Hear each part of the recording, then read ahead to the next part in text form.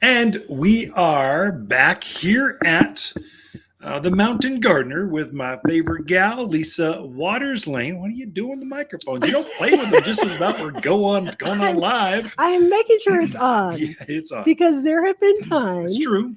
when we have recorded and they've not Nothing been but on. quiet air. We're professionals. We've been doing this for decades, but we still make mistakes. So Yes, we do. it's good to have verification. You always make me look good. Well, I try. Yeah, I know you do. At least you try. So this is I was with Mackenzie last weekend. The largest gathering of garden centers, growers, landscapers, architects, our industry gets together in Columbus, Ohio. Why they picked Columbus, Ohio, I don't know. It rained every day. It's a flat land of just nothing but humidity and heat and rain, but you're in a huge convention center. It's easy to fly in and out of. It's right there on the eastern seaboard. But boy, did Mackenzie get fired up. She was just surrounded by, she went to a women in agriculture thing. I kind of go, here, honey, go and be inspired. Let me know what's going on. And then got to see all the inside. What's happening is the industry is creating these ginormous pieces of equipment for automation. And we're talking robotics, conveyor belts, lots and lots of robotics. So we get to be surrounded by, this is high tech. This is big agriculture at work in our industry. We just happen to have the finished product, but it takes a lot behind the scenes. And so we're showing off all that. You know, what do magnets do to water as they iodize it and get it through? We got a whole lesson on that, and then injectors and how you put the right fertilizers in and how it changes the water and makes the plants grow. Wow. She was jazzed. It was super fun. I mean, I kind of take it for granted, but to see the lights come on of someone that's kind of been in the industry, working at the garden center, but then you pull back the curtain and go, and this is what makes it all happen. Yeah. She was charged up. It's kind of fun. Yeah, and you get to go to nice dinners and stuff. That's the fun part. Anyway. Well, super. Yeah, it was super. We had to get her in here, and she was doing some TikToks and showing off. Her do this. No. I like hanging out with you. I like our daughters, but I like you more. So, what are the questions today? Okay, questions. Well, they're still coming because people are still out in their yard, still doing stuff in the yard. So, Carol would like to know, what is that creature flying around? That looks like a hummingbird, but it's not. Yeah, they're thick right now, aren't they? What is that? Yeah, that's a hummingbird moth or sphinx moth, or your the nemesis to your tomatoes and peppers. Yeah. So literally, you can see a big green worm. And I mean, last year I saw a big green worm. It was eating the jalapeno pepper, not the plant, not the foliage, the pepper, the fruit. Wow. Go get that. Where'd that come from? Interesting tidbit that you may not know. If that same worm hummingbird moth, it's all across the country. It's a phenomenon here in the northern, North America. If it starts to eat tobacco, it's a crop. It kind of damages the crop there. You're trying to harvest these great foliage things, dry them out and make, cigarettes. Not good for you. You should not smoke. But anyway, if it gets in that crop, they turn blue. Really? If they eat tomatoes and peppers, they turn green. So they'll take on the coloration of what they're eating, like a lot of different plants. Kind of like budworms. They'll take on whatever color flower they're eating. That's the color. So I was looking at them on our purple petunias. They're purple.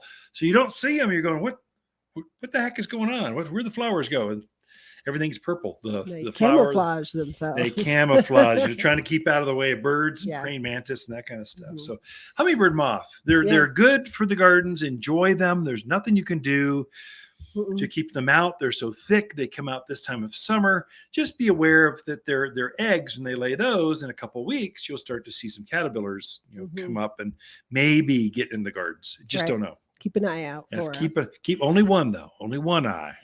Eye, matey. I was in the upper greenhouse. We have a ton of pentas up there, and boy, there must have been at least 6 to Yeah, 12 isn't that flying crazy? around, just having the time of their It was life up magical. I'm there. going to try to capture a picture and throw that up on our Instagram Hmm. Reels page. Just going, Oh, that's, you don't see that every day. So yeah, the gardeners would enjoy that. that is So true. it's Pretty pretty. cool. All right. Lydia would like to know her roses were doing really well in Yeah. spring and early summer. Now they're just kind of, they haven't really put on any new buds or blooms. Wants to know if that's normal or what she should be doing. That's normal, but you should not be happy. You should force them to bloom for you. Don't never be happy unless you've got a rose in full color. Okay. And so what you do is just pinch off the old just take your pruners. You know, they say cut back 3 nodes, cut back at a 45-degree angle. Anyway, just cut it back to shape. Just shape it.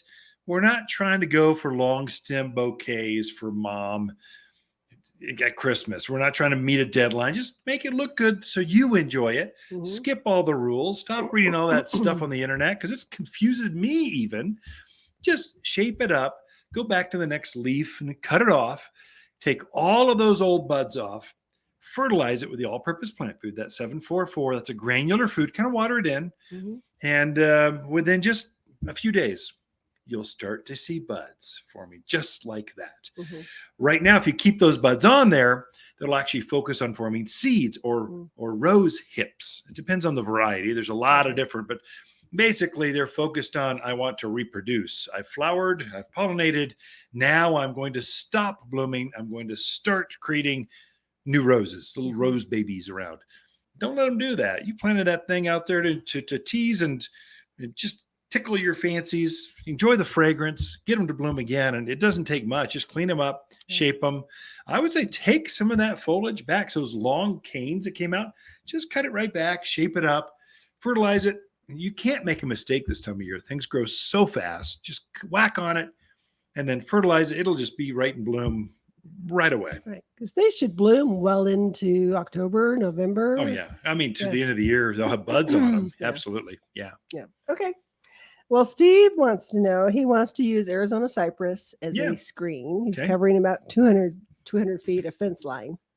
His question is, he heard you say it's not good to do a monoculture of just one tree, one tree, one tree. Yeah. So he's, what would you mix in with an Arizona cypress that would Yeah. have the same watering needs, care? That Sure. kind of thing? So most of your thicker evergreens are considered low water use. So you water them once a week, maybe twice, no more than twice a week, a deep soak. That's enough. If you get a good deep rain, you can cut one of those off, especially the Arizona cypress. So what kinds of trees match that? Well, junipers will match that, but that's just more green. So it may be a different color green. Mm-hmm. But what really looks good is when you match some deciduous things. Mm-hmm. So you want some privacy or windbreak, we'll break it up with something that grows really fast. So Arizona cypress, one of the fastest growing of the evergreen or conifers. Mm-hmm. I would say deodar cedars are very similar. They grow really big. They get 3 times the size of an Arizona cypress, twice as fast. So it's just like they grow. So those are 2 fast growers. But to put some leafy things, so autumn blaze maples, they look great in amongst the big red leaves in the fall. Nice shade trees. They grow twice as fast as both of those. They'll grow twice as fast as the fastest growing evergreen. So they just grow really fast. They'll take the same water cycle. Ash, locust, purple robe locust, golden locust. There's a locust that has this beautiful yellow foliage, and then it greens up in the summer. Then its fall colors is gold again. Really fast grower, very drought hardy. It would adapt really well to that as well. So, any other ideas you're thinking of? Something just popped up to mind? No, I like the idea of mixing in the deciduous with it. I think it gives you a nice look out in the yard, a lot more Yeah. interest than just 200 feet of Arizona cypress. Yeah, I know. That's a log. It's a It long is run. long. But yeah, you can mix, the Wichita blue junipers, Spartan junipers, Hollywoods, any of that. There you go, Steve. Now you're informed. Come back and come see us, and we'll help walk you through the whole process. Ken and Lisa Lane and the Mountain Gardeners.